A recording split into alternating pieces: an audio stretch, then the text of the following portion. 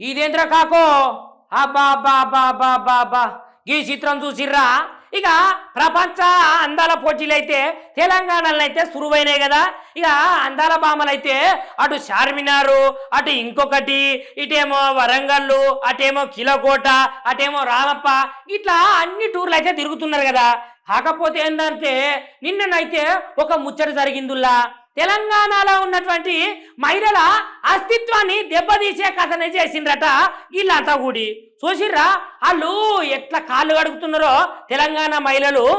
ఎంత అందాల ముదుగుమలైన సుతము ఇగో ఇట్లా కాళ్ళు గడుగుడు ఏమాత్రము తగదు అని అయితే తెలంగాణ జనము దీన్ని చూసిన వాళ్ళు అయితే ఘోరంగా ట్రోలింగ్ల మీద ట్రోలింగ్లు చేస్తున్నారులా.